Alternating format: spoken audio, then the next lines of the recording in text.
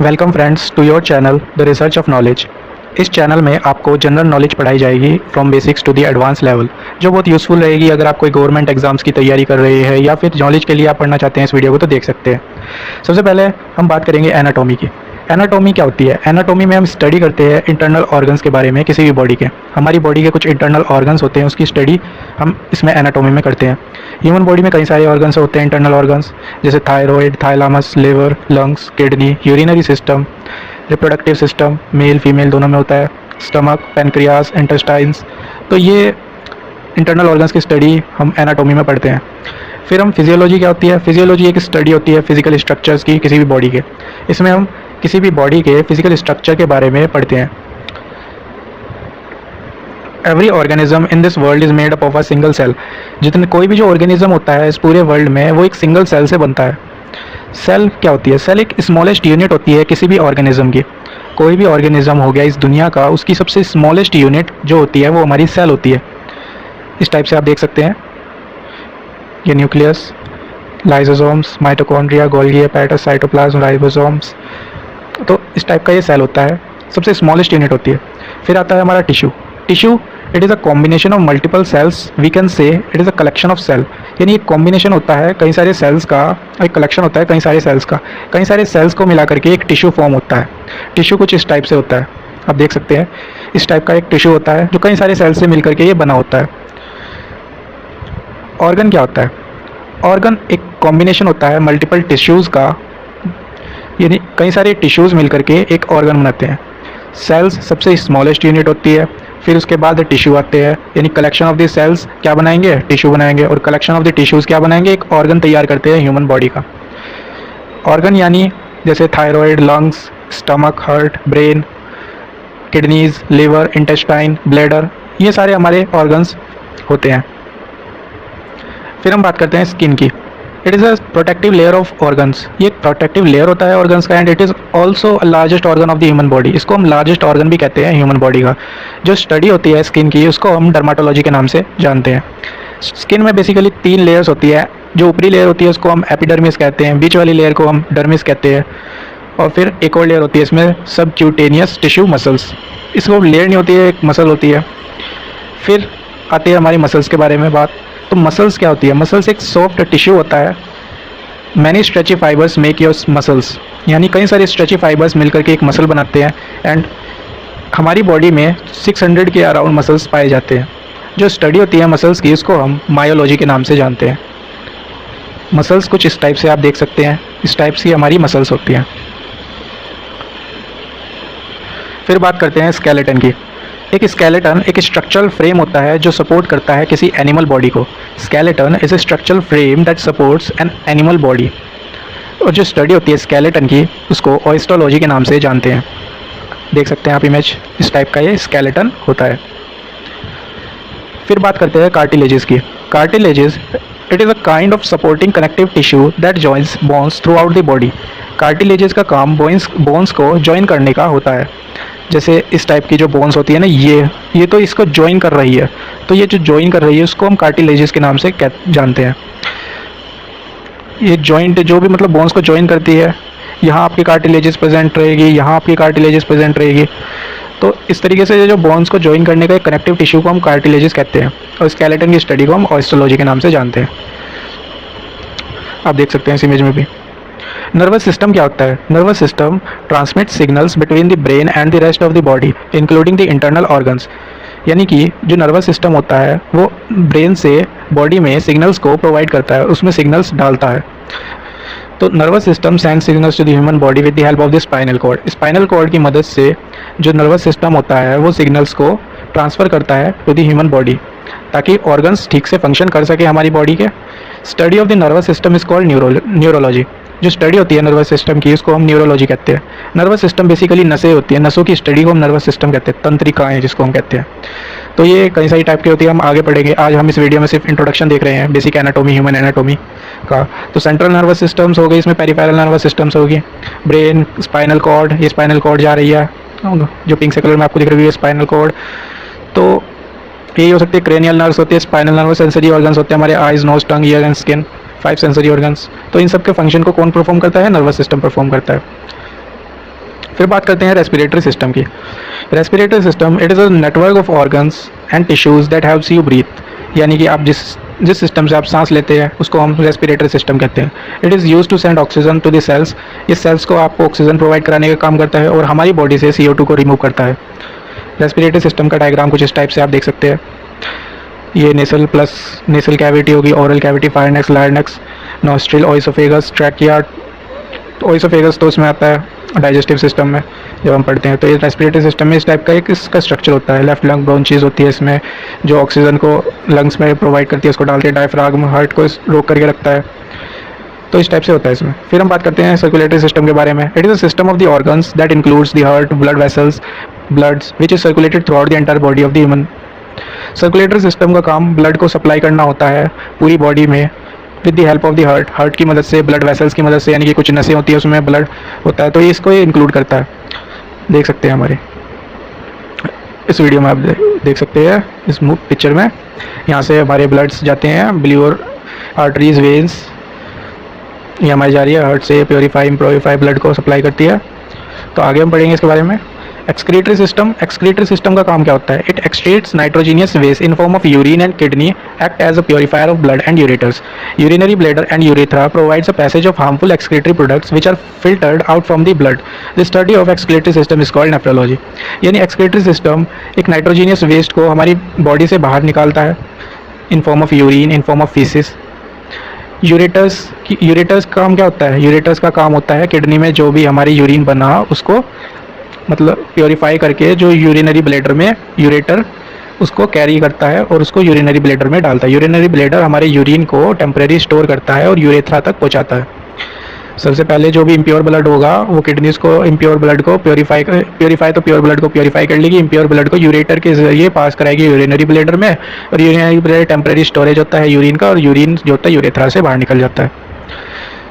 फिर आता है हमारा एंडोक्राइन सिस्टम। एंडोक्राइन सिस्टम में क्या होता है? It is a messenger system comprising feedback loops of the hormones released by the internal glands of the organism directly into the circulatory system regulating distant target organs. The study of the endocrine system is called endocrinology. Endocrine system में basically जो glands होते हैं, ये glands को release करता है, hormones को release करता है। हार्मोन्स और ग्लैंड्स एक टाइप के पस होता है, एक फ्लूइड मान सकते हैं आप, जो बॉडी के फंक्शन को परफॉर्म करता है, बॉडी के फंक्शनों को परफॉर्म करता है। जैसे प्यास लग रही है, आपको पानी पीने का मन कर रहा है, तो हार्मोन्स की वजह से ही तो हो रहा है।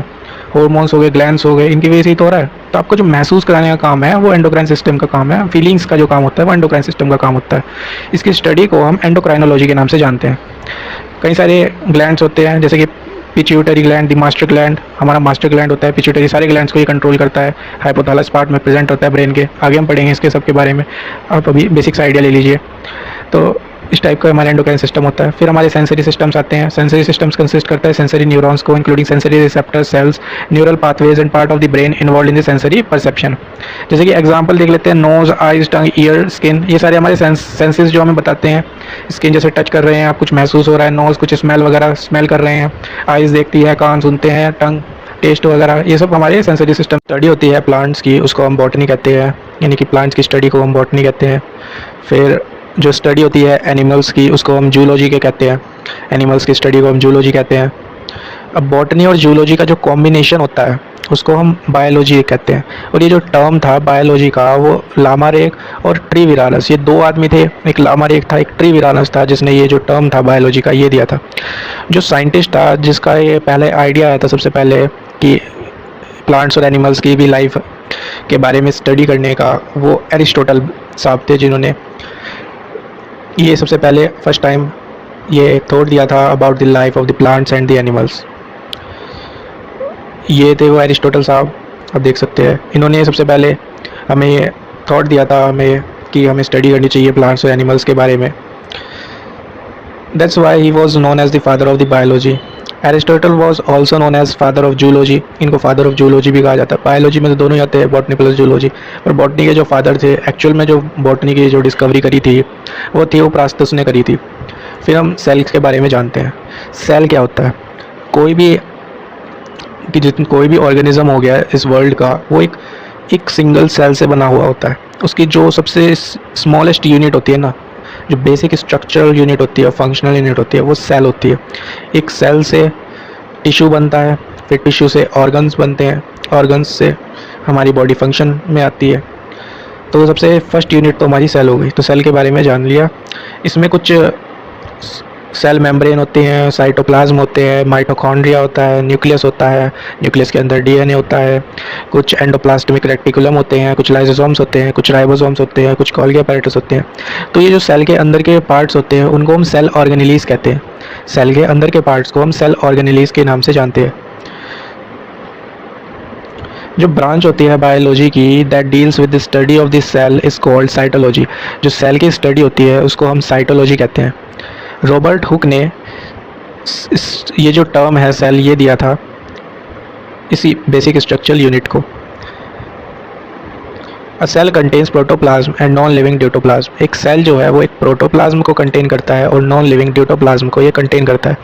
अब प्रोटोप्लाज्म क्या होता है? प्रोटोप्लाज्म एक कलरलेस मटेरियल होता है जो कंप्राइज करता है एक लिविंग पार्ट को सेल के, जो इंक्लूड करता है साइटोप्लाज्म, न्यूक्लियस और अदर सेल ऑर्गेनेलीज। ऑर्गेनेलीज से बेसिकली ये मतलब होता है कि सेल के अंदर के जितने भी पार्ट्स होते हैं, सब पार्ट्स होते हैं, वो सेल ऑर्गेनेलीज में आते हैं। तो प्रोटोप्लाज्म में हमारे साइटोप्लाज्म भी होता है, न्यूक्लियस भी होता है और ऑर्गेनेलीज भी होता है। आप देख सकते हैं अगर ये सर्कल, आप इसमें सेल, ये जो है हमारा वो सेल मेम्ब्रेन हो गया, ये वैक्यूल हो गया, ये न्यूक्लियस हो गया, न्यूक्लियस ये रेड कलर का जो न्यूक्लियस आप देख सकते हैं। वैक्यूल, वैक्यूल का काम क्या होता है? ये जो हमारे अंदर जो सब पार्ट्स होते हैं सेल्स के, उसके जो वेस्ट प्रोडक्ट होते हैं उसको कलेक्ट वैक्यूल करता है। वैक्यूल का एक काम होता है जो सेल्स के अंदर के सब पार्ट्स होते हैं, जैसे माइटोकॉन्ड्रिया हो गया, तो इन माइटोकॉन्ड्रिया, लाइसोसोम्स, राइबोसोम्स, इन सब के जो वेस्ट प्रोडक्ट होते हैं वो सब वैक्यूल्स में जा करके स्टोर होते हैं। न्यूक्लियस होता है इसमें साइटोप्लाज्म। साइटोप्लाज्म यानी न्यूक्लियस के बाहर का जो पार्ट होता है, जो पस जैसा मटेरियल इसमें पानी भरा होता है ना, सेल के अंदर भी पानी जैसा मटेरियल भरा हुआ होता है, उसी को हम साइटोप्लाज्म कहते हैं। प्रोटोप्लाज्म यानी प्रोटोप्लाज्म इंक्लूड करता है साइटोप्लाज्म को भी और न्यूक्लियस को भी। अभी हम पढ़ेंगे आगे सेल वॉल। ये तो प्लांट सेल का स्ट्रक्चर हो गया। प्लांट सेल में सेल वॉल होती है पर एनिमल सेल में सेल वॉल नहीं होती। सेल वॉल का काम बेसिकली, जैसे आप पानी डालते हो पौधों में तो वो पानी एब्जॉर्ब नहीं करता, उसको ऊपर से, जैसे किसी पत्ते पे हम पानी डालते हैं तो वो जो पानी होता है वो उसकी सरफेस से नीचे चला जाता है, वो एब्जॉर्ब नहीं होता क्योंकि उसमें सेल वॉल होती है। जबकि जो एनिमल सेल होता है वो उस पानी को एब्जॉर्ब कर लेता है। अगर आप अपने, जैसे कोई इंसान स्विमिंग पूल में जा रहा है या फिर उसने अपने हाथ को पानी में रखा है तो उसका हाथ जो है वो गलने लग जाएगा क्योंकि वो पानी को एब्जॉर्ब कर रहा है। तो ये तो बेसिकली प्लांट सेल का स्ट्रक्चर हो गया। साइटोप्लाज्म एक मटेरियल होता है, उसको हम प्रोटोप्लाज्म भी कह देते हैं, within a living cell excluding the nucleus, यानी कि इसमें न्यूक्लियस को हम काउंट नहीं करते। न्यूक्लियस के जो बाहर का जो पस का मटेरियल होता है उसको हम साइटोप्लाज्म कहते हैं। और इस पूरे को अगर हम न्यूक्लियस को भी इंक्लूड कर ले अपने साथ तो उसको हम प्रोटोप्लाज्म कहेंगे। न्यूक्लियस क्या होता है? It is a membrane enclosed organelle within a cell that contains the chromosomes. Nucleus क्या होता है? एक टाइप का सेल ऑर्गेनेली होता है, एक टाइप का सेल का सब स्ट्रक्चर होता है जो कंटेन करता है क्रोमोसोम्स को। अब क्रोमोसोम्स क्या होते हैं अभी हम पढ़ेंगे। तो आप देख सकते हैं इस टाइप का ये न्यूक्लियस होता है जिसमें कुछ क्रोमेटिन मटेरियल होता है। ये ब्लू कलर के क्रोमेटिन मटेरियल होते हैं, इसके अंदर न्यूक्लियस होता है, इनर मेम्ब्रेन होता है, इसकी आउटर मेम्ब्रेन होता है, न्यूक्लियर एनवेलप जो न्यूक्लियर को मतलब कि बाउंड करके रखता है तो उसको न्यूक्लियर एनवेलप कहते हैं। राइबोसोम्स, फिर कुछ न्यूक्लियर पोर्स होते हैं इसमें। What is cell organelle? Cell organelle अभी मैंने आपको बताया, जो सेल के अंदर के फंक्शंस होते हैं, जो पार्ट्स होते हैं, जैसे माइटोकॉन्ड्रिया हो गया, न्यूक्लियस हो गया, DNA, endoplasmic reticulum, lysosomes, ribosomes, Golgi apparatus, तो ये सब क्या होते हैं? हमारे सेल ऑर्गेनेलीज होते हैं। एग्जाम्पल्स वही मैंने अभी आपको डिस्कस कर लिए। हर एक सेल ऑर्गेनेली का अपना अपना डिफरेंट फंक्शन परफॉर्म करते हैं। क्रोमोसोम्स क्या होते हैं? In the nucleus each cell the DNA molecule is packed into a thread like structures, जिसको हम क्रोमोसोम्स कहते हैं। क्रोमोसोम्स के अंदर डीएनए मॉलिक्यूल प्रेजेंट रहता है, एक टाइप के धागे जैसे स्ट्रक्चर होते हैं इसके, जो ब्लू कलर के स्ट्रक्चर आपने देखे थे, ये जो स्ट्रक्चर होते हैं ब्लू कलर के, ये क्रोमोसोम्स होते हैं। इन क्रोमोसोम्स के अंदर हमारा डीएनए प्रेजेंट रहता है। इन क्रोमोसोम्स के अंदर हमारा डीएनए प्रेजेंट रहता है जिसका हेलिकल स्ट्रक्चर होता है। Each chromosome is made up of DNA tightly coiled. Coiled की शेप में ये होते हैं many times around the proteins, जिसको हम हिस्टोन्स के नाम से जानते हैं, जो सपोर्ट करता है उसके स्ट्रक्चर को। आप देख सकते हैं ये होता है क्रोमोसोम, जो ब्लू कलर का पार्ट होता है सेल के अंदर, क्रोमोसोम्स होता है न्यूक्लियस में। ये इसके अंदर क्रोमोसोम के अंदर डीएनए होते हैं, जो हेलिकल स्ट्रक्चर बना रहे हैं येलो कलर का वो डीएनए होता है। फिर हमारे स्टोन्स आते हैं। हिस्टोन्स क्या होते हैं? जो क्रोमोसोम्स होते हैं उसको बाइंड करने का काम हिस्टोन्स का होता है। A type of the protein, एक काइंड ऑफ द प्रोटीन होता है, एक तरीके का प्रोटीन होता है found in the chromosomes. Histones bind to the DNA and help give chromosomes shape and help control the activity of the genes. What are proteins? Proteins क्या होते हैं? प्रोटीन्स लार्ज बायोमोलिक्यूल्स होते हैं, और मैक्रोमोलिक्यूल जिसको हम कह सकते हैं, जो कंप्राइज करते हैं more long chains of amino acids, जो एमिनो एसिड्स को कंटेन करते हैं। इस टाइप का इसका स्ट्रक्चर होता है प्रोटीन्स का। Biomolecules any numerous substances that are produced by this cell, जो प्रोड्यूस करते हैं सेल एंड लिविंग ऑर्गेनिजम्स, तो उसको बायोमोलिक्यूल्स कहते हैं। जैसे कि हमारे लिपिड्स हो गए, फैट्स, न्यूक्लियर एसिड्स हो गए, कार्बोहाइड्रेट्स जो हम खाना वगैरह खाते हैं, तो वो हो गए, प्रोटीन्स हो गए, न्यूक्लिक एसिड, लिपिड्स, तो ये सारे हमारे बायोमोलिक्यूल्स होते हैं। बायोमोलिक्यूल्स बेसिकली हमारे सेल को ग्रो करने में मदद करते हैं, हमारी सेल को एनर्जी प्रोवाइड करते हैं। फिर आते हैं हमारे एमिनो एसिड्स। मॉलिक्यूल्स जो कंबाइन करते हैं एक प्रोटीन बनाते हैं। Molecules that combine to form proteins, यानी कि 20 एमिनो एसिड्स मिलकर के एक यूनिट बनाता है प्रोटीन की। ये आपको याद नहीं करे, ये 20 एमिनो एसिड्स होते हैं हमारे, जैसे ग्लाइसिन हो गया, एलेनाइन हो गया, सीराइन हो गया, थियोराइन हो गया, valine, leucine, isoleucine, methionine, proline, phenylalanine, tyrosine, tryptophan, aspartic acid, glutamic acid. तो इस टाइप से कुछ हमारे 20 करके एमिनो एसिड्स होते हैं जिनका कॉम्बिनेशन एक यूनिट ऑफ प्रोटीन बनाता है। अब हम ड्यूटोप्लाज्म की बात करते हैं। ड्यूटोप्लाज्म क्या होता है? ये कंप्राइजेस करता है फूड पार्टिकल्स को जो स्टोर्ड होते हैं एक साइटोप्लाज्म में, किसी सेल के। साइटोप्लाज्म तो आपको पता चल गया, एक टाइप का पास प्रेजेंट रहता है न्यूक्लियर सेल में, ताकि जो होते हैं, जो उसके सब पार्ट्स होते हैं वो एक दूसरे से ना टकराएं। तो ना टकराने के लिए, क्योंकि अगर उसमें कुछ वाटर प्रेजेंट नहीं होगा, कुछ टाइप का वाटर लाइक लिक्विड प्रेजेंट नहीं हो, तो वो आपस में टकरा सकते हैं सेल के अंदर के पार्ट्स। तो उससे इसलिए कुदरत ने उसमें वाटर की तरीके का एक पस डाला है ताकि वो आपस में टकराए नहीं। तो ड्यूटोप्लाज्म का काम होता है जो कंप्राइज करता है फूड पार्टिकल्स को जो स्टोर्ड होते हैं साइटोप्लाज्म ऑफ अ सेल में। यानी कि जो भी फूड पार्टिकल्स होते हैं, जैसे कि ये हो गया फूड पार्टिकल्स। जैसे आपने एग देखा होगा, एग के अंदर क्या होता है? कुछ साइटोप्लाज्म होता है, यानी कि एक पस जैसा लिक्विड होता है, उसके अंदर एक ये येलो कलर का मटेरियल प्रेजेंट रहता है। एक टाइप का फूड पार्टिकल्स होता है, ये नॉन लिविंग होता है, ये नॉन लिविंग होता है। कुछ लोग सोचते हैं कि एग लिविंग थिंग है, एग के अंदर जो मटेरियल होता है वो लिविंग थिंग होता है। ये लिविंग थिंग नहीं होता, ये अनफर्टिलाइज्ड होता है, यानी कि ये नॉन लिविंग होता है। फिर हम बात करेंगे, can a cell survive without nucleus? क्या एक सेल जो है वो न्यूक्लियस के बिना सर्वाइव कर सकता है? So without nucleus cell will die, because nucleus controls all the activities of a cell. Nucleus जो है वो सेल की सारी एक्टिविटीज़ को कंट्रोल करता है, तो बिना सेल के, न्यूक्लियस के, सेल सर्वाइव नहीं कर सकता।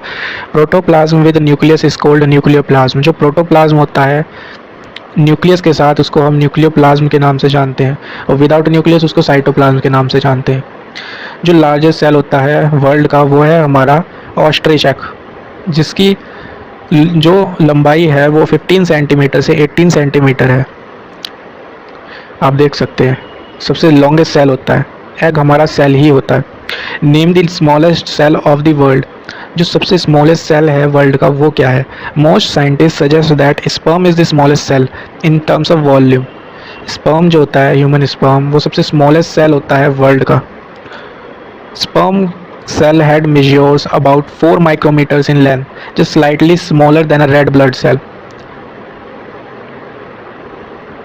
Name the largest cell of the human body. जो ह्यूमन बॉडी का लार्जेस्ट सेल होता है वो फीमेल ओवम होता है, यानी कि जो फीमेल का एग होता है वो लार्जेस्ट सेल होता है, एक सिंगल सेल होता है जो release from female reproductive system. Name the smallest cell of the human body. Human body का स्मॉलेस्ट सेल कौन सा होता है? Cerebellum granule cell is the smallest cell in the human body, that is between 4 to 4.5 micrometers long. RBC's size also found roughly 5 micrometers. Most scientists suggest that the sperm is the smallest cell in terms of volume.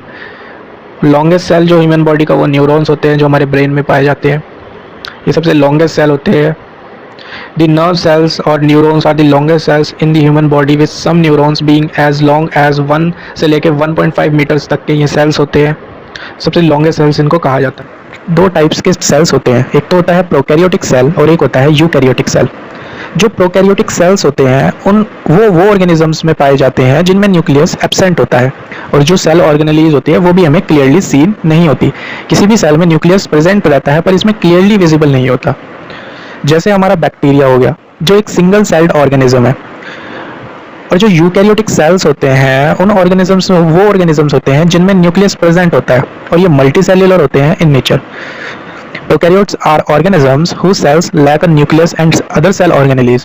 Prokaryotes are divided into two distinct groups, the bacteria and the archaea, which scientists believe have unique evolutionary lineages. Most prokaryotes are small, single-celled organisms that have a relatively simple structure. Eukaryotic cells. Eukaryotes are organisms whose cells have a nucleus enclosed with a nuclear envelope, and they are multicellular in nature. आप यहाँ देख सकते हैं इस image में कि ये जो प्रोकैरियोटिक सेल आपको दिख रहा है, इसमें जो सेल ऑर्गेनेलीज है वो क्लियरली विजिबल नहीं है, न्यूक्लियस भी इसमें क्लियरली विजिबल नहीं है, सिर्फ न्यूक्लियोइड दिखाई दे रहा है। जबकि जो यूकैरियोट्स होते हैं उसमें न्यूक्लियस जो होता है वो क्लियरली विजिबल होता है, और अदर सेल ऑर्गेनेलीज भी विजिबल होते हैं, जैसे कि cytoplasm, mitochondria, chloroplast, endoplasmic reticulum etcetera. तो ये सब इसमें विजिबल होते हैं। अब हम बात करेंगे फंक्शन ऑफ द सेल्स की। सेल का बेसिक फंक्शन जो होता है ये प्रोवाइड करता है बॉडी को स्ट्रक्चर देता है, और ये न्यूट्रिएंट्स को लेता है फ्रॉम द फूड जो भी हम खाते पीते हैं, और उसको कन्वर्ट कर देता है न्यूट्रिएंट्स में और उसकी एनर्जी बना देता है, and carry out specialized functions. Cells also contains the body hereditary material. जो सेल्स होते हैं हमारे वो बॉडी के हेरिडिटरी मटेरियल को कंटेन करते हैं, और can make copies of themselves, और उसकी कई सारी कॉपीज भी ये बना सकते हैं। Cells have many parts each with different functions. Cells के कई सारे सब पार्ट्स होते हैं, जैसे माइटोकॉन्ड्रिया, राइबोसोम्स, लाइबोसोम्स एक्सेट्रा, सबके अलग अलग काम होते हैं। माइटोकॉन्ड्रिया के बारे में अगर हम बात करें तो mitochondria is a power house of a cell. Mitochondria एक पावर हाउस होता है सेल का, which takes oxygen and releases energy in form of ATP.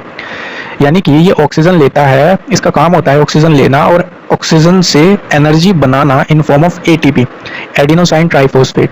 ये एक टाइप की सोर्स ऑफ एनर्जी होती है जो यूज होती है and storage at the cellular level. जो सेल्यूलर लेवल पे जो एनर्जी यूज होती है सेल्स में, ये उस एनर्जी को जनरेट करता है, उसी को हम एडिनोसाइन ट्राइफॉस्फेट कहते हैं। ये होता है हमारा माइटोकॉन्ड्रिया। कुछ इस टाइप से एक सेल ऑर्गेनली होता है, सेल के अंदर प्रेजेंट रहता है।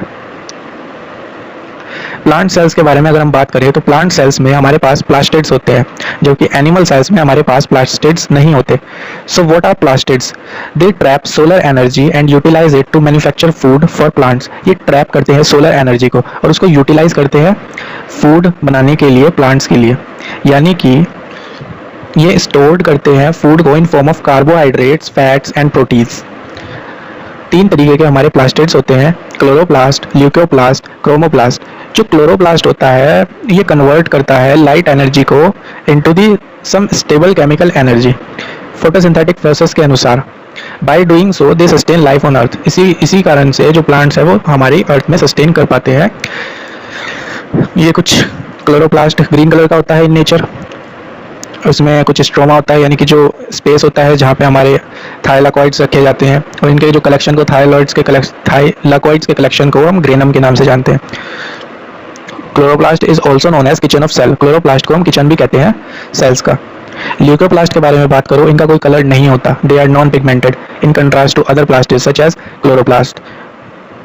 ल्यूकोप्लास्ट ये बेसिकली प्लांट्स को ना कलर प्रोवाइड करते हैं। ये जो प्लास्टिड्स होते हैं ना प्लांट्स को कलर प्रोवाइड करते हैं। ल्यूकोप्लास्ट वाइट कलर देता है फूलों को या फिर किसी भी प्लांट्स को, क्लोरोप्लास्ट ग्रीन कलर देता है, और जो क्रोमोप्लास्ट होता है वो कई सारे कलर्स देता है, कलरफुल प्लांट्स बनाता है। They contain various other colours than green, बस इसमें ग्रीन नहीं होता क्योंकि ग्रीन क्लोरोप्लास्ट में आ जाता है। फिर आता है जो रेड कलर होता है हमारे टोमेटोज का, वो किसकी वजह से होता है? लाइकोपीनिक पिगमेंट के कारण होता है। Red colour of the carrot is due to carotene. ये कैरोटीन के कारण, कैरेट का ही नहीं जितने भी लाल तरीके के फल होते हैं ना उसमें हमारा कैरोटीन प्रेजेंट रहता है। लाइसोसोम्स क्या होते हैं? Lysosomes is a membrane bound cell organelle. एक टाइप का सेल ऑर्गेनेली होता है जो कंटेन करता है डाइजेस्टिव एंजाइम्स को, यानी कि ये डाइजेशन करता है, सेल्स के लेवल पर ये डाइजेशन करता है। Lysosomes are involved with various cell processes. जो लाइसोसोम्स होते हैं उसमें कई सारे सेल प्रोसेसेस होते हैं। ये ब्रेक करते हैं वॉर्न आउट सेल को, जो भी खराब सेल हो जाते हैं उसको डिस्ट्रॉय करते हैं, और वायरसेस को डिस्ट्रॉय करते हैं, बैक्टीरिया को डिस्ट्रॉय करते हैं, जो भी इस पर आक्रमण करता है, अटैक करता है सेल के ऊपर। तो ये लाइसोसोम्स का काम होता है उसको डिस्ट्रॉय करना। आप देख सकते हैं इसके लाइसोसोम्स, एक सिंगल वॉल मेम्ब्रेन प्रेजेंट रहता है, ग्रीन कलर के आप देख रहे हैं, इसी को हम लाइसोसोम्स के नाम से जाते हैं। ये बैक्टीरिया और वायरसेस से प्रोटेक्ट करता है सेल को, इनको डिस्ट्रॉय करता है डाइजेस्ट करके। बट इनको सोसाइटल बैग्स भी कहा जाता है। सोसाइटल बैग्स इसलिए कहा जाता है क्योंकि दे कंटेन लाइक्टिक एंजाइम्स जो कैपेबल होते हैं ऑफ डाइजेस्टिंग सेल्स को ही डाइजेस्ट कर देते हैं, अनवांटेड मटेरियल्स को साथ साथ सेल्स को भी डाइजेस्ट कर देते हैं। उसमें ऑटोलाइसिस की संभावना रहती है, यानी कि ये अपने आप को ही ख़त्म कर लेते हैं। अगर ये एक्सेस प्रोडक्शन में बनने स्टार्ट हो जाए तो ये अपने आप को ही डिस्ट्रॉय कर देते हैं, जिसकी वजह से क्या होता है, ये नॉर्मल सेल्स को कैंसर सेल्स में कन्वर्ट कर देते हैं। Lysosomes are known as the suicidal bags of the cell because they contain lactic enzymes capable of digesting cells and unwanted materials. Autolysis and burst open when the cell is damaged. So this causes the hydrolytic enzymes to be released, and the released enzymes then digest their own cell, causing the cell to die. Lysosomes contain powerful digestive enzymes. They digest food particles to release nutrients to the cell. Lysosomes convert normal cell to the cancerous cell. Now we will talk about nucleus. हम nucleus के बारे में बात करेंगे. The membrane enclosed organelle, ये भी एक type का cell organelle होता है within a cell, एक सेल के अंदर, दैट कंटेन्स क्रोमोसोम्स। इसमें बेसिकली एक क्रोमोसोम प्रेजेंट रहता है। ये एक आपका न्यूक्लियस होता है। ये आप न्यूक्लियस देख सकते हैं, न्यूक्लियोलस देख सकते हैं, ये रहा न्यूक्लियोलस रेड कलर का। इसके अंदर ये जो ब्लू कलर की ये जो लाइनिंग्स आपको दिख रही है, ये जो ब्लू कलर के आपको एक हेलिकल स्ट्रक्चर से दिख रहा है, ये होता है हमारा क्रोमोसोम्स। क्रोमोसोम्स के अंदर डीएनए प्रेजेंट रहता है जो हमारी जेनेटिक इन्फॉर्मेशन को कंटेन करता है। न्यूक्लियस को डिस्कवर करा था रॉबर्ट ब्राउन ने। रॉबर्ट साहब थे जिन्होंने न्यूक्लियस को डिस्कवर करा था, ये थे वो साहब रॉबर्ट ब्राउन। इन्होंने न्यूक्लियस को डिस्कवर करा था। फिर हम बात करते हैं क्रोमोसोम्स की। क्रोमोसोम्स क्या होते हैं? एक स्ट्रक्चर होता है जो फाउंड होता है inside the nucleus of the cell, यानी एक न्यूक्लियस में ये एक स्ट्रक्चर पाया जाता है। A chromosome is made up of protein, एक प्रोटीन से बनता है और एक डीएनए से बनता है, ऑर्गेनाइज्ड इनटू जीन्स।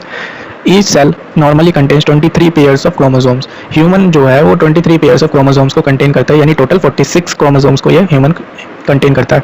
ये आप देख सकते हैं क्रोमोसोम्स के अंदर डीएनए प्रेजेंट है येलो कलर का, जो एक हेलिकल स्ट्रक्चर बना रहा है। अब बात करते हैं न्यूक्लिक एसिड की।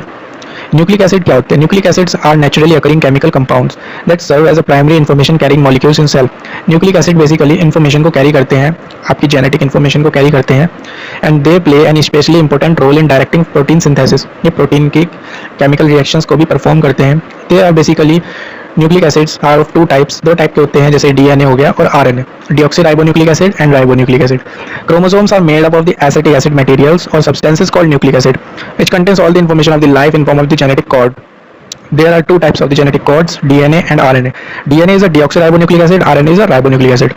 अब DNA के बारे में थोड़ा सा जान लेते हैं। DNA क्या होता है? Deoxyribonucleic acid is an organic chemical that contains genetic information. ये genetic information को contain करता है एंड इंस्ट्रक्शंस देता है फॉर द प्रोटीन सिंथेसिस, को इंस्ट्रक्शन देने के लिए काम करता है। It is found in the most of the cell of the every organisms. DNA is a key part of reproduction.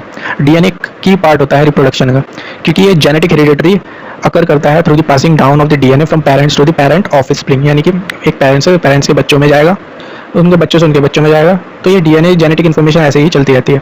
Simply it contains all the information of the life. ये सभी सारी इन्फॉर्मेशन कंटेन करता है life की, किस तरीके से आपके दादा परदादा ने किस टाइप की लाइफ का जीवन शैली अपनाई, वो सारी इसमें सारी इन्फॉर्मेशन स्टोर होती है और वही हमें ऑफस्प्रिंग में उनके देखने को मिलती है। आरएनए की बात करें तो it contains the information of the viruses only. ये सिर्फ वायरसेस की इन्फॉर्मेशन को ही कंटेन करता है। In our body it helps in decoding the information of the DNA. DNA की इन्फॉर्मेशन को डिकोड करने का काम आरएनए का होता है। Both nucleic acids are collectively called biomolecules. दोनों ही न्यूक्लिक एसिड्स को हम बायोमोलिक्यूल्स कहते हैं। कुछ और बायोमोलिक्यूल्स होते हैं जैसे कि प्रोटीन्स, कार्बोहाइड्रेट्स, विटामिन्स, जो हम एक्सटर्नली लेते हैं। Difference between DNA and RNA. Basic सा अगर हम डिफरेंस के बारे में बात करें डीएनए और आरएनए की, हेलिकल स्ट्रक्चर तो दोनों का ही होता है, बट जो आरएनए होता है उसमें एक डिफरेंस होता है, उसमें यूरासिल प्रेजेंट होता है। यूरासिल इसको डिफर करता है आरएनए से, डीएनए से। यूरासिल आरएनए को डीएनए से डिफर करता है। बाकी सारी चीज़ें तो उसमें सेम ही होगी, आरएनए में भी सेम होगी, जैसे साइटोसाइन सेम हो गया, साइटोसाइन उसमें भी हो गया डीएनए में, गुआनिन इसमें हो गया आरएनए में, गुआनिन डीएनए में भी हो गया, एडेनाइन आरएनए में हो गया, डीएनए में भी एडेनाइन हो गया। बट एक चीज़ है उसको डिफर करती है, वो है यूरासिल। यूरासिल सिर्फ आरएनए में प्रेजेंट रहता है और थायमाइन डीएनए में प्रेजेंट रहता है।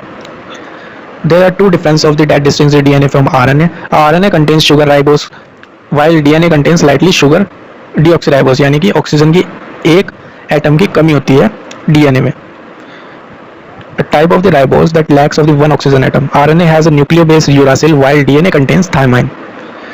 What do you mean by sugar ribose? Sugar ribose क्या होता है? राइबोस बेसिकली एक डी राइबोस होता है, एक टाइप की सिंपल शुगर होती है जो भी हम खाते हैं, एक टाइप की सिंपल शुगर होती है, और कार्बोहाइड्रेट जिसको हम कहते हैं दैट आवर बॉडी मेक्स, जो हमारी बॉडी बनाती है जब भी हम कुछ इनटेक लेते हैं, खाना पीना खाते हैं, तो वो कार्बोहाइड्रेट में उसको कन्वर्ट कर देती है। It is an essential component of the adenosine triphosphate. इसको एसेंशियल कंपोनेंट माना जाता है एनर्जी प्रोवाइड करने के लिए सेल को in form of the adenosine triphosphate which supplies energy to our cells. Basic difference between the plant cells and the animal cells, जो plant cells होते हैं वो कंटेन करते हैं सेल वॉल को, बट जो एनिमल सेल्स होते हैं वो does not contain the cell wall, it contains cell membrane. Plant cells have plastids but animal cells does not have plastids. Plant cell के पास प्लास्टिड्स होता है बट एनिमल सेल्स के पास plastids नहीं होता। Plant cells have large vacuoles, इनके पास large vacuoles होता है, but animal sales के पास स्मॉल वैक्यूल्स होता है। वैक्यूल्स बेसिकली गार्बेज कलेक्टर होता है सेल्स के लेवल पर, यानी कि स्टोर करता है वेस्ट प्रोडक्ट्स को सेल्स के, बट जो प्लांट सेल्स में लार्ज वैक्यूल्स होता है और एनिमल सेल्स में small. Cell division defined as, most of the time when people refer to cell division they mean mitosis, the process of making new body cells. जब भी हम cell division के बारे में बात करते हैं तो हम माइटोसिस के बारे में बात करते हैं। माइटोसिस का मतलब होता है कि हम न्यू बॉडी सेल्स में के बारे में बात कर रहे हैं, जो प्रोसेस होता है नए बॉडी सेल्स को बनाने का। Meiosis is a type of the cell division that creates eggs and sperm cells. Meiosis एक टाइप का प्रोसेस होता है जिसमें एग्स और स्पर्म सेल्स बनते हैं। Mitosis is a fundamental process for life. Mitosis एक फंडामेंटल प्रोसेस है लाइफ का। इस तरीके से आप देख सकते हैं फोटो में, इस तरीके से सेल डिवाइड्स होते हैं। What are the three types of the cell division? Basically two types of the cell division होते हैं, एक तो माइटोसिस और एक मियोसिस। थ्री टाइप्स यानी कि थ्री टाइप्स में माइटोसिस में बाइनरी फिजन होता है। बाइनरी फिजन इस टाइप से होता है, पेरेंट सेल जो होता है वो डीएनए डुप्लीकेट्स बनाता है, फिर साइटोप्लाज्म में डिवाइड कर देता है और टू डॉटर सेल्स बना देता है। माइटोसिस के बारे में बात करते हैं। माइटोसिस इस टाइप का होता है जिसमें बाइनरी फिजन होता है, इंटरफेस, प्रोफेस, मेटाफेस, एनाफेस, टेलोफेस इस टाइप से डिवाइड होते चले जाते हैं। मियोसिस में इस टाइप से होता है, इसमें 4 डॉटर सेल्स बनते हैं हमारे। What are binary fission? Binary fission is a form of asexual reproduction in which an organism divides into two, each part carrying one copy of the genetic material. ये एक type का binary fission क्या होता है? एक type का asexual reproduction होता है, यानी कि इसमें सिर्फ एक ही पेरेंट इन्वॉल्व होगा। सेक्सुअल रिप्रोडक्शन में 2 पेरेंट्स इन्वॉल्व होते हैं, बट इसमें एक ही पेरेंट्स इन्वॉल्व होगा और एक ही ऑटोमेटिकली अपने जेनेटिक मटेरियल की कॉपीज बनाता है। पेरेंट सेल से डीएनए डुप्लीकेट्स बनाएगा, डीएनए डुप्लीकेट से साइटोप्लाज्म डिवाइड करेगा, साइटोप्लाज्म से डिवाइड करके 2 डॉटर सेल्स ये बना देता है। What do you mean by mitosis? Mitosis क्या होता है? माइटोसिस एक टाइप का प्रोसेस होता है where a single cell divides into 2 identical daughter cells. Mitosis में एक सिंगल सेल 2 सेल्स में डिवाइड होता है। During mitosis one cell divides once, एक सेल एक ही बार डिवाइड होता है माइटोसिस में, to form 2 identical cells. The major purpose of the mitosis is for growth and to replace worn out cells. Mitosis का काम होता है कि ये ग्रोथ का एक तो फैक्टर डिपेंड करता है इस पर कि, और ये ग्रोथ करवाता है और रिप्लेस करता है वर्न आउट सेल्स को, यानी कि जो सेल्स खराब हो जाते हैं उसको रिप्लेस करने का काम भी माइटोसिस का होता है। What do you mean by meiosis? Meiosis क्या होता है? Meiosis एक टाइप का प्रोसेस होता है where a single cell divides twice to produce 4 cells. Meiosis में एक सिंगल सेल जो होता है वो 2 बार डिवाइड होता है 4 सेल्स में, जो कंटेन करता है half amount of its genetic information, यानी कि उसकी आधी जेनेटिक इन्फॉर्मेशन को ही वो कंटेन करता है मियोसिस में। These cells are our sex cells. हमारे सेक्स सेल्स होते हैं जैसे कि स्पर्म्स इन मेल्स हो गया, एग्स इन फीमेल्स हो गया। During meiosis one cell divides twice to form 4 daughter cells. One cell जो होता है वो 2 बार डिवाइड होता है टू फॉर्म 4 डॉटर सेल्स। इस तरीके से एक ही सेल 2 बार डिवाइड होता है। Difference between mitosis and meiosis. Mitosis result in 2 identical daughter sales, 2 identical daughter sales बनाता है। फिर जो मियोसिस होता है वो 4 सेक्स सेल्स बनाता है। Mitosis is the division of the cell into 2 daughter cells and are genetically identical to the parent cell. Meiosis is the division of the germ cell. It is a germ cell. Meiosis is a kind of a germ cell which divides into 4 sex cells. ये एक type का germ cell होता है जो 4 sex cells में divide होता है, eggs और sperms, each with half the number of the chromosomes of the parent cell. यानी कि इनमें half genetic information present रहती है meiosis में। What are the examples of the mitotic cell division? Mitosis creates identical copies of the cells. For example, it creates new skin cells to replace the dead skin cells. जैसे हमारी कोई skin cells dead skin cells हो जाती है तो उसको replace करने नई स्किन सेल, उस पर नई स्किन आ जाती है ना क्लोटिंग के जरिए। तो ये सारा काम किसका होता है? माइटोसिस का होता है। मियोसिस तो वही होते हैं, स्पर्म्स जो होते हैं मेल्स में, एग्स जो होते हैं फीमेल्स में, यही होते हैं, ठीक है। इन ह्यूमंस जो मियोसिस होता है is the process by which the sperm cells and the egg cells are produce. In male meiosis takes place after puberty. Males में ये प्यूबर्टी के बाद आता है। or diploid cells with the testis undergoes meiosis to produce haploid sperm cells with 23 chromosomes. इसमें diploid जो होते हैं cells होते हैं, इसमें दो cells का division होता है 23 chromosomes में each. A cell diploid cells yields for haploid sperm cells through the meiosis. What do you mean by diploid cell? Diploid cell का मतलब क्या होता है? A cell that contains 2 copies of each chromosome, जो 2 copies contain करता है हर एक chromosomes की, उसको हम diploid cell कहते हैं. एक एग्जाम्पल्स के बारे में बात करें अगर डिप्लॉइड सेल्स के, तो ये इंक्लूड करते हैं जैसे कि ब्लड सेल्स हो गए, हमारे स्किन सेल्स हो गए, मसल सेल्स हो गए, तो ये सारे हमारे डिप्लॉइड सेल्स होते हैं.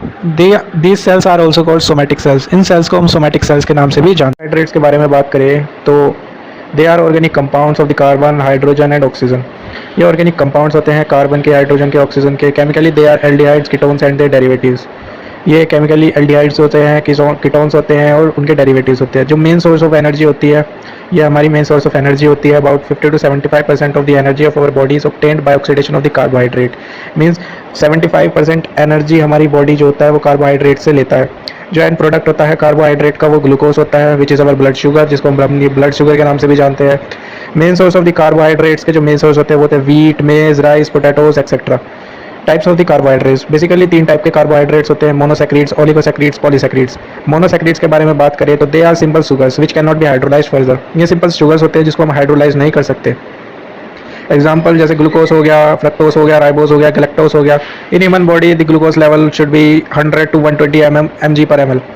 जो हमारा ब्लड शुगर लेवल होता है वो normal blood sugar level 100 to 120 mg/ml होता है. D fructose is the sweetest of all the sugars and find in fruit juice, honey, etc.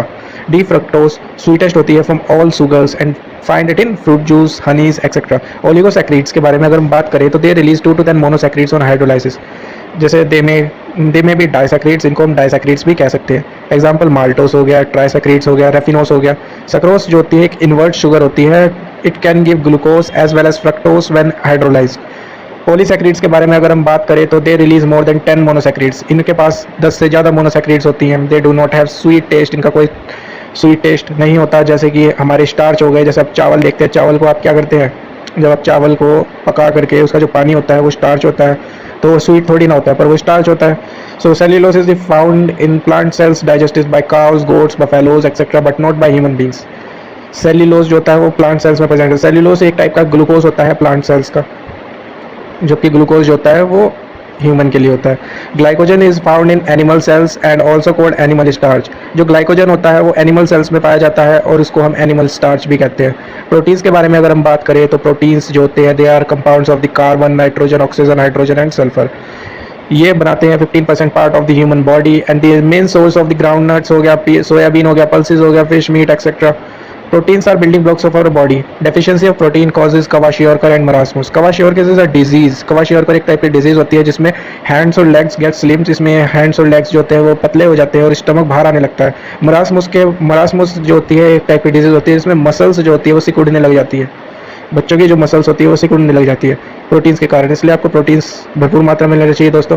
तो लिपिड्स के बारे में बात करें, लिपिड्स बेसिकली फैट्स होते हैं जो भी हम ऑयल खाते हैं, घी खाते हैं, बटर खाते हैं, चीज़ खाते हैं, तो इन सबसे जो फैट्स जनरेट होता है उसी को हम लिपिड्स कहते हैं. They are compounds of the carbon, hydrogen and oxygen. ये कंपाउंड्स होते हैं कार्बन, हाइड्रोजन और ऑक्सीजन के. अब minimum quantity of fat is required to maintain normal function of the plasma membrane of a cell. एक minimum quantity of fat जरूरी होता है मेंटेन करने के लिए नॉर्मल फंक्शनिंग को प्लाज्मा मेम्ब्रेन की सेल के लिए, क्योंकि सेल के ऊपर भी लिपिड्स प्रेजेंट रहते हैं. जो सराउंडिंग्स उसको घेरे रखते हैं ना वो लिपिड्स होते हैं. The main source of the fats are ghee, butter, almond, cheese या योग etcetera. Fats are digested by enzymes जिसको हम लाइमेज कहते हैं स्मॉल इंटेस्टाइन में. Excess of saturated fat raises the level of the blood cholesterol and may cause atherosclerosis, hardening of the arteries. Means इसमें हमारी जो आर्टरीज होती है जो प्योर ब्लड को सप्लाई करती है थ्रू आउट द बॉडी, वो क्या हो जाती है, उसमें एक तरीके का रेजिस्टेंस क्रिएट हो जाता है, उसमें बाधा पैदा होने लगती है और उसमें प्रॉपर्ली ब्लड फ्लो नहीं कर पाता. This may lead to the heart attack, जिसके वजह से हार्ट अटैक आने की संभावना रहती है. Fat protects different body parts from the injuries. Deficiency of the fat results in the dry skin and the weight loss. Vitamins के बारे में अगर हम बात करें तो it was discovered by F G. Hopkins ने इसको डिस्कवर करा था और सी फंक ने इसको नाम दिया था. 2 टाइप के वाइटामिन्स होते हैं, वाटर सॉल्युबल, फैट सॉल्युबल. जो फैट सॉल्युबल होते हैं वो होते हैं ए, डी, ई, के, और वाटर सॉल्युबल कौन से होते हैं, बी और सी.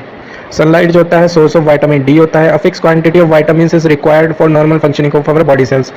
वाटर के बारे में अगर बात करें तो 70% of the human body consist of the water, 2/3 of the water exist inside the cells and other 1/3 outside the cells. Vitamin A के बारे में अगर हम बात करें तो ये डेफिशिएंसी नाइट ब्लाइंडनेस हो सकती है। तो इसके जो सोर्सेज होते हैं वो oranges, green vegetables, carrots, pumpkin, squash, spinach, तो आप ये सब ले सकते हैं विटामिन ए की पूर्ति के लिए। विटामिन डी की अगर हम बात करें तो विटामिन डी से हो सकता है रिकेट्स, फिर हो सकता है ऑस्टियोमलेशिया हो सकता है। इसके जो सोर्स होती है वो होते हैं fish, eggs, liver, mushrooms. Vitamin E के अगर बारे में हम बात करें तो ये डेफिशिएंसी होती है, इसमें इनफर्टिलिटी की प्रॉब्लम हो जाती है अगर विटामिन ई प्रॉपर्ली नहीं ले रहे हैं, स्किन प्रॉब्लम्स हो जाती है काफ़ी। तो इसके जो सोर्सेज होते हैं वो होते हैं many fruits and vegetables. Vitamin के की वजह से क्या होता है, डेफिशिएंसी हो जाती है नॉन क्लॉटिंग ऑफ ब्लड की। सोर्स हम इसमें ग्रीन वेजिटेबल्स का लेते हैं। विटामिन बी के अगर हम बात करें तो इसमें थियामाइन प्रेजेंट रहता है, जिसकी वजह से डेफिशिएंसी हो जाती है। अगर हमने प्रॉपर तरीके से विटामिन बी वन नहीं लिया तो बेरी बेरी हो जाता है। बेरी बेरी एक टाइप का हाथों में जो होती है वो क्या कहते हैं, लाल लाल से दाने से पड़ने लग जाते हैं। उसके जो पाम वाला एरिया होता है ना आपके हाथों को, वहाँ पे लाल लाल दाने होने लग जाते हैं। तो इसके जो सोर्स होते हैं वो होते हैं ओट मील हो गया, राइस हो गया, वेजिटेबल्स हो गया, कॉलीफ्लावर हो गया, पोटैटोज हो गया, लिवर हो गया, एग्स हो गया। तो ये सारी चीज़ें जो होती है विटामिन बी वन में यूज़ होती है। विटामिन बी टू की बात करें तो राइबोफ्लेविन मोस्ट इंपोर्टेंट विटामिन, जो डेफिशिएंसी है इसकी रहती है तो आपकी स्किन जो होती है वो क्रैक हो सकती है, आंखें लाल हो सकती है, क्रैकनिंग ऑफ द टंग, जो टंग हो सकता है वो क्रैक हो सकती है। सोर्स ऑफ दी, अगर सोर्सेज के बारे में बात करें विटामिन बी टू की, तो जो सोर्सेज है वो है डेयरी प्रोडक्ट्स हो गया, बनानाज ले सकते हैं, पॉपकॉर्न ले सकते हैं, ग्रीन बीन्स ले सकते हैं। नेक्स्ट अगर हम बात करें तो विटामिन बी थ्री के बारे में बात करें तो विटामिन बी थ्री का काम क्या होता है। विटामिन बी थ्री की डेफिशिएंसी से पीले गोरा हो सकते हैं, ग्लोस्टिस हो सकते हैं। पीले गोरा मुंह पे लाल लाल दाने हो जाते हैं, ग्लोस्टिस में क्या होता है, जीभ में लाल लाल दाने हो जाते हैं। तो इससे बचने के लिए आप इसमें सेब ले सकते हैं, ब्रोकली ले सकते हैं, एवोकेडो ले सकते हैं। तो ये सारी चीज़ें आप ले सकते हैं। विटामिन बी फाइव के बारे में अगर बात करूँ तो पैंथोथेनिक एसिड्स इसमें प्रेजेंट रहता है, जिसकी वजह से जो डेफिशिएंसी होती है वो प्रीमेच्योर ग्रेइंग ऑफ हेयर्स, आपके जो बाल हैं वो जल्दी सफ़ेद होने लग जाते हैं अगर आप में विटामिन बी फाइव की कमी है। और बर्निंग फीट सिंड्रोम यानी आपके पैरों में जलन की जैसी बर्निंग सेंसेशन क्रिएट हो सकती है, तो आपको विटामिन बी फाइव भी प्रॉपर उसमें लेना चाहिए। विटामिन बी सेवन की अगर हम बात करें तो विटामिन बी सेवन, जिसको हम बायोटिन भी कहते हैं, एक रिच फूड होता है। इसकी वजह से डर्मेटाइटिस हो सकता है, एंटराइटिस हो सकता है, एनीमिया हो सकता है। डर्मेटाइटिस यानी कि आपकी स्किन की एलर्जीज हो सकती है, एंटराइटिस आपके क्या कहते हैं स्मॉल इंटेस्टाइन में इन्फ्लेमेशन हो सकती है, सूजन हो सकती है। एनीमिया यानी कि आरबीसीज, डेड आरबीसीज आपके शरीर में बनने लग जाते हैं अगर इसकी डेफिशिएंसी होती है। तो विटामिन बी सेवन आपके लेना जरूरी है बहुत। सोर्सेज के बारे में अगर हम बात करें तो रो एग यॉक हो सकता है, लिवर हो सकता है, पीनट्स हो सकता है, वेजिटेबल्स हो सकता है। विटामिन बी नाइन के बारे में अगर हम बात करें तो विटामिन बी नाइन आपका प्रेजेंट रहता है पपाया में, ऑरेंजेस में, लेंटिल्स में, इन सब चीज़ों में प्रेजेंट रहता है, व्हीट, ब्रेड, इन सब में प्रेजेंट रहता है। डेफिशिएंसी जो होती है इसकी वो होता है मेगा ब्लास्टिक एनीमिया हो जाता है, इसमें भी एनीमिया कमी होती है, बर्थ डिफेक्ट के कारण भी हो सकता है। तो सोर्स जो हो सकता है इसका लीफी वेजिटेबल्स खाइए, पास्ता खाइए, ब्रेड खाइए, विरेनल लिवर खा सकते हैं आप। वाइट वेजिटेबल्स हो गया, पास्ता हो गया, ब्रेड हो गया, विरेनल लिवर हो गया। Anaemia basically RBC, dead RBCs बनने स्टार्ट हो जाती है, इस टाइप की ये बीमारी होती है। इसको रोकने के लिए आप विटामिन बी नाइन ले सकते हैं। विटामिन बी नाइन के लिए आप पपाया, ऑरेंजेस, लेंटिल्स, ये सारी चीज़ें आप ले सकते हैं, ब्रोकली, एवोकेडो। विटामिन बी 12 के बारे में बात करें तो इससे डेफिशिएंसी जो होती है पर्निशियस एनीमिया होती है, इससे भी खून की बीमारी ही होती है। तो सोर्सेज जो होती है वो मीट, अदर एनिमल्स प्रोडक्ट्स आप ले सकते हैं इसकी पूर्ति के लिए। विटामिन सी के बारे में बात करें तो जितनी भी सिट्रिक चीज़ें होती है हमारी, strawberries, oranges, grapes, papayas, guava, तो ये सारी चीज़ें, पेपर जो होगी आपकी, मिर्ची जो होगी, तो ये सारी चीज़ें में विटामिन सी प्रेजेंट रहता है। ये आपकी स्कर्वी से प्रॉब्लम को रोकता है। स्कर्वी यानी कि आपके दांत जो होते हैं वो सड़ने लग जाते हैं, तो उससे वो प्रोटेक्ट करता है। तो आप ले सकते हैं सोर्सेज आपके paper, citric fruits, sprouts, etcetera. Basically जो टाइप्स है ऑर्गन्स के, वो हम ऑर्गन्स को 3 टाइप में क्लासीफाई करते हैं, होमोलोगस, एनालोगस, वेस्टिजियल। ऑर्गन्स मैंने पहले आपको बताया था जो बनते हैं वो टिश्यूज से बनते हैं, टिश्यूज का कलेक्शन होते हैं ऑर्गन्स, और टिश्यूज जो होते हैं वो बनते हैं सेल्स से, ये सेल्स का कलेक्शन होते हैं। तो होमोलोगस, इसको ऑर्गन्स को हम 3 पार्ट में क्लासीफाई करते हैं, homologous, analogous, vestigial. Homologous organs वो ऑर्गन्स होते हैं जिसके पास सेम स्ट्रक्चर होता है बट उनका फंक्शन अलग अलग होता है। यानी कि जैसे आपके हाथ हो गए, आपके हाथ तो स्ट्रक्चर तो सेम है पर इनके जो फंक्शन है ना वो अलग अलग है। हाथों के स्ट्रक्चर सेम होने के बावजूद भी इनके फंक्शन अलग अलग हैं। आप इनको अलग अलग साइमल्टेनियसली आप इनको इनसे फंक्शन करवा सकते हैं। फिर बात करते हैं एनालोगस ऑर्गन्स की। तो those organs having different structure but same function, वो ऑर्गन्स जिनके डिफरेंट स्ट्रक्चर होते हैं पर उनके जो फंक्शन होते हैं वो सेम होते हैं। जैसे कि आप ईगल को देख लीजिए और एक सिंपल बर्ड को देख लीजिए, बटरफ्लाई को देख लीजिए, दोनों के स्ट्रक्चर काफ़ी डिफरेंट है, बस एक फंक्शन इसमें सेम है कि दोनों का काम क्या होता है, उड़ना होता है। तो इस तरीके से आप इसको देख सकते हैं। वेस्टिजियल ऑर्गन्स के बारे में अगर हम बात करें तो वेस्टिजियल ऑर्गन्स वो ऑर्गन्स होते हैं जिसका ये एक नॉन फंक्शनल ऑर्गन्स होते हैं, यानी इनका कोई काम नहीं होता, बस होते हैं, ये खूबसूरती को बनाते हैं हमारे शरीर की। जैसे कि हेयर्स हो गया, हमारे नेल्स हो गए, टीथ हो गया, तो ये सारे क्या होते हैं, हमारे वेस्टिजियल ऑर्गन्स होते हैं। अगर ये निकल भी गए तो हमें इतना दर्द नहीं होता, इनके बिना भी हम जी सकते हैं। Examples of the homologous organs जैसे wings of the bats, cats paw, front foot of horse, human hands, etcetera. Example of analogous organs: wings of the insects, birds, bats, eyes of the octopus, mammals, etc. Example of the vestigial organs: muscles of the ears, canine teeth, third molar teeth, body hairs, membrane of the eye, etc. Mutation के बारे में बात करें तो आप simple से समझ लीजिए, म्यूटेशन एक टाइप का डीएनए में चेंज होता है, यानी कि डीएनए की जो जीन होती है वो डैमेज हो जाती है, जिसकी वजह से एक चेंज आ जाता है हमारे डीएनए के अंदर। डीएनए प्रेजेंट कहाँ पे रहता है? क्रोमोसोम्स में रहता है, हम सभी को पता है। It is a discontinuous variation of the chromosomes genes changes occurs in DNA. A mutation occurs when a DNA is damage. जब म्यूटेशन जो होता है वो अकर होता है जब डीएनए इज डैमेज और changed in such a way as to alter the genetic message carried by that gene. Human digestive system के बारे में बात करते हैं तो ह्यूमन डाइजेस्टिव सिस्टम में आपके पास एक माउथ आता है, फिर कुछ सलेवरी ग्लैंड्स आते हैं, ईसोफेगस आता है, खाने की नली जो होती है फूड पाइप जिसको हम कहते हैं, स्टमक में जाता है। लीवर क्या काम करता है? एक टाइप का लार्जेस्ट ग्लैंड होता है हमारी बॉडी का। फिर सेकंड लार्जेस्ट ग्लैंड होता है pancreas, gall bladder. Liver bile juice बनाता है, बाइल जूस को गाल ब्लैडर स्टोर करता है और पेनक्रियाज रिस्पॉन्सिबल होता है फॉर इंसुलिन। फिर हमारी लार्ज इंटेस्टाइन होती है, स्मॉल इंटेस्टाइन होती है, अपेंडिक्स होता है, रेक्टम होता है, एनस होता है। टीथ के बारे में बात करें तो ये देखिए, आप बढ़िया सी स्माइल देख सकते हैं। टीथ जो होती है वो 4 तरीके के टीथ हमारे होते हैं, जैसे कि इंसिसर्स, केनाइन, प्रीमोलार, मोलार। इंसिसर्स के बारे में, इंसिसर का काम होता है ये कटिंग के लिए यूज़ होते हैं। ये वाले जो टीथ होते हैं इंसिसर्स, ये कटिंग के लिए यूज़ होते हैं। केनाइन जो होते हैं वो टीयरिंग के लिए होते हैं। प्रीमोलार जो होते हैं वो चुइंग के लिए होते हैं, यानी कि चबाने के लिए होते हैं। केनाइन किसी चीज़ को, पैकेट को खोलते हैं तो हम केनाइन से खोलते हैं, यानी कि उसको मतलब टीयर करके खोलते हैं। इंसिसर्स जो होते हैं वो कटिंग के लिए यूज़ होते हैं। प्रीमोलार चुइंग के लिए होते हैं। मोलार जो होते हैं वो चुइंग और ग्राइंडिंग के लिए यूज़ होते हैं। हार्डेस्ट पार्ट जो होता है ह्यूमन बॉडी का वो टूथ इनामल होता है। टंग के बारे में अगर हम बात करें तो जो टंग होती है उसके हमारे 4 टेस्ट पाए जाते हैं: बिटर, सोर, सॉल्टी, स्वीट। ये सारे 4 टेस्ट इसमें पाए जाते हैं। फाइनेक्स आप देख सकते हैं, इसको हम जो ये चीज़ लटकी रहती है हमारी गले के अंदर, इसको हम फाइनेक्स कहते हैं। फिर हम बात करते हैं लार्जेस्ट सैलिवरी ग्लैंड जो होता है हमारा, वो पैरोटिड ग्लैंड होता है, जो हमारे जो थूक को जनरेट करता है, जो हमारे सलाइवा को जनरेट करता है। वो कौन सा ग्लैंड होता है? लार्जेस्ट पैरोटिड ग्लैंड होता है। आप देख सकते हैं पैरोटिड ग्लैंड कान के पास होता है, ये इस टाइप से कान के पास होता है। Starch when react with saliva, जब स्टार्च जो है वो सलाइवा के साथ रिएक्ट करती है तो वो माल्टोस में कन्वर्ट कर देती है उसको। जब भी हम कुछ खाते पीते हैं तो जो स्टार्च जो होता है जब वो सलाइवे के साथ रिएक्ट करता है तो उसको वो कन्वर्ट कर देता है बॉडी में जाकर के माल्टोस में, with the help of the amylase enzyme. Amylase enzyme एक टाइप का सलाइवरी एंजाइम होता है। पेप्सिन हमारे स्टमक में प्रेजेंट रहता है जो डाइजेस्ट करता है प्रोटीन्स को और कन्वर्ट करता है इनटू पेप्टोन्स। रेनिन का काम क्या होता है? रेनिन भी प्रेजेंट होता है हमारे स्टमक में, जो कन्वर्ट करता है मिल्क को कर्ड में, यानी मिल्क को कर्ड में कन्वर्ट करने का काम रेनिन का होता है। पेप्सिन का काम होता है डाइजेस्ट करना प्रोटीन्स को, जो भी प्रोटीन्स है उसको कन्वर्ट करना पेप्टोन्स में। ट्रिप्सिन का काम होता है ब्रेक्स करता है rest of the protein in intestine and converts it into polypeptides. यानी जो ट्रिप्सिन होता है वो जो बचा कुचा प्रोटीन होता है इंटेस्टाइन में जाकर के वो टूट जाता है और उसको कन्वर्ट कर देता है किसमें? पॉलीपेप्टाइड्स में कन्वर्ट कर देता है। लैक्टेज के बारे में बात करें तो लैक्टेज प्रेजेंट रहता है इन इंटेस्टाइन, जो कन्वर्ट करता है लैक्टोज को ग्लूकोज में। सैक्रेज भी प्रेजेंट इंटेस्टाइन्स में ही रहता है, जो कन्वर्ट करता है सक्रोज को ग्लूकोज में इंटेस्टाइन में ही। लीवर के बारे में बात करते हैं तो लीवर, ये आप देख सकते हैं यहाँ पर लीवर, फिर गाल ब्लैडर लीवर के थोड़ा सा पीछे होता है, फिर पैनक्रियाज आता है, स्टमक, ओइसोफेगस देख सकते हैं आप, लार्ज इंटेस्टाइन, स्मॉल इंटेस्टाइन। तो लीवर क्या होता है? हमारा लार्जेस्ट ग्लैंड होता है ह्यूमन बॉडी का विच सेक्रेट्स बाइल जूस। ये बाइल जूस सेक्रेट करता है, bile juice and stores in gall bladder. Bile juice का काम क्या होता है? एक फैट डाइजेस्टिव एंजाइम होता है, यानी फैट्स को ये डाइजेस्ट करता है। Liver regulates the quantity of the glucose in the blood, यानी कि ग्लूकोज की क्वांटिटी को लिवर क्या काम करता है? रेगुलेट करता है। और डिस्ट्रॉय करता है डेड आरबीसीज को, जो डेड आरबीसीज जो बन जाते हैं हमारी बॉडी में, रेड ब्लड सेल्स जो बन जाते हैं उसको ये डिस्ट्रॉय करता है और मेंटेन करता है टेम्परेचर को और कन्वर्ट करता है एक्सेस एमिनो एसिड्स को अमोनिया में। बाइल जूस के बारे में बात करें तो बाइल जूस डाइजेस्ट करता है फैट को because it is a fat digestive enzyme. ये एक टाइप का फैट डाइजेस्टिव एंजाइम है। If there is any problem in the bile duct, अगर कोई प्रॉब्लम हो जाती है हमारी बाइल डक्ट में, डक्ट का मतलब क्या होता है? जो प्रोड्यूस करता है किसको?